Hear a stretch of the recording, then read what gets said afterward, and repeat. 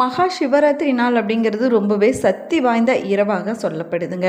அனைத்து தெய்வங்களுக்கும் சிவ பூஜை செய்வதும் வேண்டிய வரங்களை பெறுவதற்கும் சிவனுடைய அருளை பெறுவதற்கும் ஏற்ற நாளாக இந்த மகா சிவராத்திரி நாளானது சொல்லப்படுது. இந்த நாளில் நம்ம குறிப்பிட்ட எளிய பரிகாரங்களை செய்வதனால திருமணம் தாமதமாக கூடியவங்களுக்கு சீக்கிரமாகவே திருமணம் நடைபெறும் அப்படின்னு சொல்லப்படுது. மகா சிவராத்திரி நாளில் நம்ம செய்ய வேண்டிய எளிமையான பரிகாரம் என்ன என்பதை பற்றி தான் இந்த பதிவில் நம்ம விரிவாக பார்க்க போகிறோம். வீடியோவை ஸ்கிப் பண்ணாமல் முழுசாக பாருங்கள். நம்ம சேனலை இப்போ தான் ஃபர்ஸ்ட் டைம் பார்த்துட்டு இருக்கிறீங்க அப்படின்னா நம்ம சேனலை சப்ஸ்கிரைப் பண்ணலன்னா சப்ஸ்கிரைப் பண்ணிக்கோங்க. கூடவே இருக்கிற பெல் ஐக்கானையும் ப்ரெஸ் பண்ணிக்கோங்க. வீட்டில் எப்பயுமே சண்டையும் சச்சரவுமா இருக்குதா?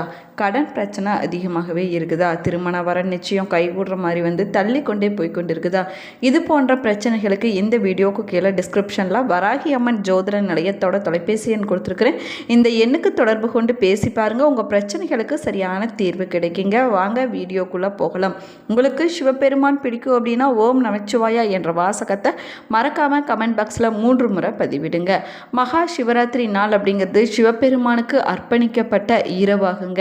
சிவபெருமானுடைய அருளை பெறுவதற்கும் வேண்டிய வரங்களை பெறுவதற்கும் பல பிறவி பாவங்கள் போவதற்கும் நம்ம செய்த கர்ம வினைகள் அனைத்துமே விலகுவதற்கும் நமக்கு ஏற்படக்கூடிய துன்பத்திலிருந்து விடுபடுவதற்கும் ஏற்ற நாளாக இந்த மகா சிவராத்திரி நாள் சொல்லப்படுதுங்க. மகா சிவராத்திரி நாளில் தான் லிங்க வழிபாடு தோன்றியதாக சொல்லப்படுது. அதனால தான் சிவலிங்கத்துக்கு இரவு முழுவதும் பூஜைகள் செய்வது சிறப்பானதாக சொல்லப்பட்டிருக்குதுங்க. மகா சிவராத்திரி நாள் அப்படிங்கிறது சிவபெருமான் மற்றும் பார்வதி தேவியை திருமணம் செய்து கொண்ட நாளாக சொல்லப்படுது. தெய்வீக ஆற்றலானது அதிகமாக காணக்கூடிய இந்த நாளில் நம்ம சிவபெருமானையும் பார்வதி தேவியும் வழிபட்டோம்னா நம்முடைய வாழ்க்கையில் மகிழ்ச்சி, ஆரோக்கியம், அமைதி, செல்வ வளம் போன்றவை கிடைக்கும் அப்படின்னு நம்பிக்கையாக சொல்லப்படுதுங்க. அதனால தான் சிவ பக்தர்களுக்கு இது முக்கியமான இரவாகவும் முக்தியை தரக்கூடிய இரவாகவும் சொல்லப்பட்டிருக்குது. மேலுமே பார்த்தீங்கன்னா இந்த வருஷம் மகா சிவராத்திரி பிப்ரவரி 15ஆம் தேதி ஞாயிற்றுக்கிழமை அன்னைக்கு வர இருக்குதுங்க. பிப்ரவரி 15ஆம் தேதி மாலை தொடங்கி பிப்ரவரி 16ஆம் தேதி காலை வரைக்கும் அனைத்து சிவன் கோவில்களுமே 4 கால பூஜைகளானது நடைபெறும் அப்படின்னு சொல்லப்படுது. கோடிக்கணக்கான சிவ பக்தர்கள் இரவு முழுவதும் கண் விழித்து விரதம் இருந்து சிவபெருமான வழிபாடு செய்வாங்க. சிவபெருமானுக்கும் பார்வதி தேவிக்கும் திருமணம் நடைபெறுவதாக புராணங்களில் சொல்லப்பட்டிருக்குதுங்க. இந்த நாளில் திருமணம் தாமதமாக கூடியவங்க, தடைப்படக்கூடியவங்க இந்த எளிமையான ஒரு விஷயத்தை செஞ்சிங்கன்னா போதுங்க, திருமண வரனானது கைகூடி வரும் அப்படின்னு நம்பிக்கையாக சொல்லப்படுது. திருமணம் வர வேண்டி காத்திருக்கக்கூடியவங்க மகா சிவராத்திரி நாளில் சிவபெருமானையும் பார்வதி தேவியும் மனதார நீங்கள் வழிபட வேணுங்க.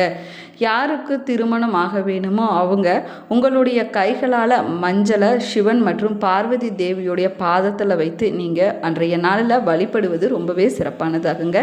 திருமண வாழ்க்கையில் பிரச்சனை இருக்கக்கூடியவங்களுக்கு, கருத்து வேறுபாடால் பிரிந்திருக்கக்கூடிய கணவன் மனைவியும் இந்த வழிபாட்டை செய்யலாங்க.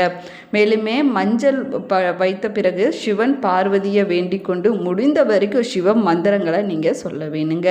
அப்படி சொல்லி மனதில் இருக்கக்கூடிய வேண்டுதலை சொல்லி நீங்கள் சிவபெருமானிடம் வழிபட வேணுங்க. இப்படி நீங்கள் வழிபடுவதனால உங்களுடைய திருமணம் நடைபெறுவதில் இல்லைன்னா திருமண வாழ்க்கையில் இருக்கக்கூடிய பிரச்சனைகள், தடைகள் போன்றவைகள் நீங்கி மனதிற்கு விருப்பமான திருமண வாழ்க்கையானது அமையும் அப்படின்னும் சொல்லப்படுதுங்க. முடிஞ்ச வரைக்கும் அன்றைய நாளில் சிவ அபிஷேகத்துக்கு தேவையான பொருட்களையோ இல்லைன்னா சிவ பூஜைக்கு தேவையான பூக்கள் போன்றவற்றை நம்ம வாங்கி கொடுக்கலாங்க.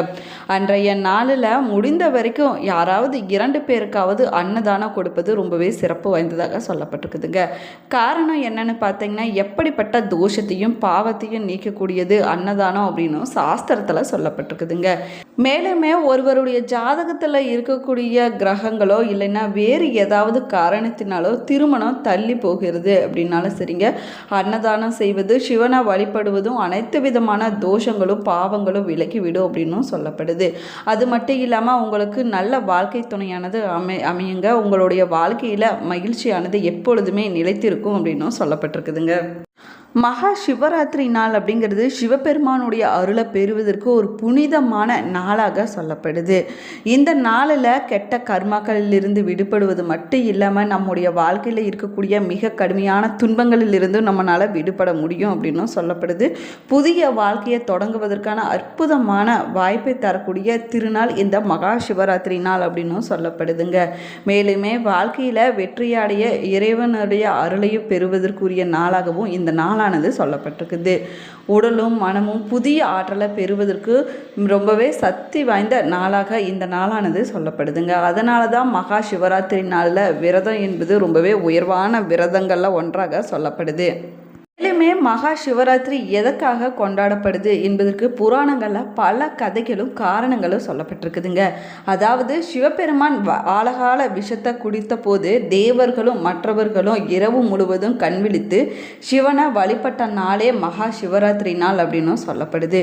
மற்றொரு புராண கதைகளின்படி சிவபெருமான் பார்வதி தேவியை திருமணம் செய்த நாளே மகா சிவராத்திரி நாள் அப்படின்னும் சொல்லப்படுதுங்க. சிவபெருமான் அக்னி லிங்கமாக வெளிப்பட்ட நாளே மகா சிவராத்திரி நாள் அப்படின்னு மற்றொரு புராணத்தில் சொல்லப்பட்டிருக்குதுங்க. பார்த்தீங்கன்னா பிப்ரவரி 15ஆம் தேதி மாலை 5:51 மணிக்கு தான் சதுர்த்தசி திதியானது தொடங்குதுங்க. அதே போல் பிப்ரவரி 16ஆம் தேதி மாலை 6:26 மணியோடு சதுர்த்தசி திதியானது முடிவடைக்குது அப்படின்னு சொல்லப்படுது. அதற்கு பிறகு அமாவாசை திதியானது தொடங்கி விடுதுங்க. மகா சிவராத்திரி வழிபாடுங்கிறது இரவு முழுவதும் கண் விழித்து செய்யக்கூடிய வேண்டியதாகுங்க. சதுர்தசி இருக்கக்கூடிய நாளில் மாலை தொடங்கி இரவு முழுவதும் 4 காலங்களாக பிரிக்கப்பட்டு சிவ வழிபாடானது நடைபெறுவது வழக்கமாகும். அதாவது மகா சிவராத்திரி வழிபாடு தொடங்கும் போது நிறைவு செய்யும் போதும் சதுர்தசி திதி இருக்க வேணுங்க. அப்படி பார்த்தோம்னா பிப்ரவரி 15ஆம் தேதி மாலை சதுர்தசி திதி தொடங்குகிறது. பிப்ரவரி 16ஆம் தேதி மாலை 6:30 மணிக்கு முன்பாகவே சதுர்தசி திதியானது முடிவடையுதுங்க. அதனால தான் பிப்ரவரி 15ஆம் தேதி மாலை 6 மணிக்கு பிறகு மகா சிவராத்திரி வழிபாட்டை தொடங்கலாங்க. அன்று இரவு முழுவதும் கண் விழித்து 4 காலங்களிலுமே நடைபெறக்கூடிய சிவ பூஜையில் கலந்து கொள்ள வேண்டியது ரொம்பவே முக்கியமானதாகுங்க. பிப்ரவரி 16ஆம் தேதி காலை 6:30 மணியோடு 4ஆம் கால பூஜையானது முடிவடையுங்க. ஆனால் பிப்ரவரி 16ஆம் தேதி மாலை 6:26 மணிக்கு சதுர்த்தசி திதியானது நிறைவடைந்து விடுது. அதனால தான் மகா சிவராத்திரி விரதம் இருக்கக்கூடியவங்க பிப்ரவரி 15ஆம் தேதி காலை முதல் விரதத்தை நீங்கள் கடைபிடிக்க வேணுங்க. அன்று இரவு முழுவதும் கண் விழித்து சிவ வழிபாடு செய்வது ரொம்பவே சிறப்பானதாகுங்க. பிப்ரவரி 16ஆம் தேதி காலை பாரணை செய்து நீங்கள் உணவை சாப்பிடலாங்க.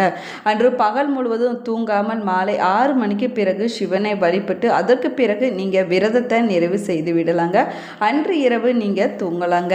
மேலுமே பார்த்தீங்கன்னா மகா சிவராத்திரி நாள் முழுவதும் சிவனை வேண்டி விரதம் இருந்து வழிபட்டோம்னா நம்முடைய விருப்பங்கள் அனைத்துமே நிறைவேறும் அப்படின்னு சொல்லப்படுதுங்க. துன்பங்கள் அனைத்துமே விலகி விடுங்க, முக்தியானதே கிடைக்கும் அப்படின்னு நம்பிக்கையாக சொல்லப்படுது.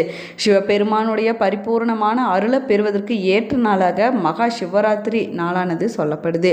அதுவும் மகா சிவராத்திரி நாளில் ஒரு குறிப்பிட்ட நேரத்தில் சிவபெருமானை வழிபட்டோம்னா நினைத்த காரியங்கள் அனைத்துமே அப்படியே நடக்கும் அப்படின்னும் சொல்லப்படுதுங்க. மகா சிவராத்திரி நாளில் இரவு முழுவதும் கண் விழிக்க முடியாதவங்க ஒரு குறிப்பிட்ட நேரத்தில் மட்டும் கண் விழிக்கலாங்க. சிவபெருமானை வழிபடுவதனால மகா சிவராத்திரி நாளில் விரதம் இருந்த பலனும் கண் விழித்த பலனும் நமக்கு கிடைக்கும் அப்படின்னும் சொல்லப்படுது. அது மட்டும் இல்லாமல் சிவபெருமானுடைய அருளும் நம்ம பரிபூர்ணமாக கிடைக்குங்க. நினைத்த காரியங்கள் அனைத்துமே நிறைவேறும் அப்படின்னு சொல்லப்படுதுங்க. அதே போல் சிவபெருமானுக்குரிய மிக முக்கியமான வழிபாட்டு நாள் மகா சிவராத்திரி நாளாகும். ஒவ்வொரு வருஷமும் மாசி மாதம் வரக்கூடிய தேய்பிறை சதுர்தசி நாளில் மகா சிவராத்திரி விழாவானது கொண்டாடப்படுவது வழக்கமாகுங்க. சிவபெருமான் பார்வதி தேவியை திருமணம் செய்து கொண்ட நாளே மகா சிவராத்திரி நாளாக கொண்டாடப்படுது அப்படின்னு புராணங்களில் சொல்லப்பட்டிருக்குது.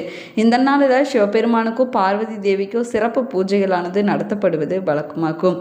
அன்றைய நாளில் மாலை தொடங்கி இரவு முழுவதும் சிவபெருமானுக்கு 4 கால பூஜைகளானது நடத்தப்படுங்க. சிவபெருமான் காலத்தின் கடவுள் அப்படின்னும் அழைக்கப்படுறாரு. அதனால தான் சிவ வழிபாடு செய்வதற்கு நேரம் காலம் பார்க்க வேண்டியதெல்லாம் கிடையாது அப்படின்னு சொல்லப்பட்டிருக்குது. ராகு காலம், யமகண்டம் போன்ற எந்த கெட்ட நேரங்கள்லையுமே பாதிப்பு சிவ வழிபாட்டை பாதிக்க முடியாதுங்க. மகா சிவராத்திரி பூஜைகள் என்பது மாலை 6 மணிக்கு தொடங்கி அடுத்த நாள் காலை 6:30 மணி வரைக்கும் நடைபெறும். மொத்தம் 4 கால பூஜைகளானது நடைபெறுங்க. ஒவ்வொரு கால பூஜையும் சுமார் 3 மணி நேரமானது நடைபெறும் அப்படின்னும் சொல்லப்படுது. மகா சிவராத்திரி 4 கால பூஜைகளில் ரொம்பவே முக்கியமானது 3ஆம் கால பூஜை தாங்க. இது நள்ளிரவு 12 மணிக்கு தொடங்கி அதிகாலை 3 மணி வரைக்கும் நடைபெறுங்க. இந்த 3ஆம் காலத்தின் முதல் 50 நிமிடங்கள் மட்டும் ரொம்ப ரொம்ப முக்கியமானதாகுங்க.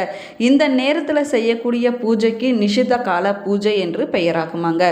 இதுதான் சிவபெருமான வழிபடுவதற்கு ரொம்பவே ஏற்ற நேரமாகவும் இந்த நேரமானது சொல்லப்படுது.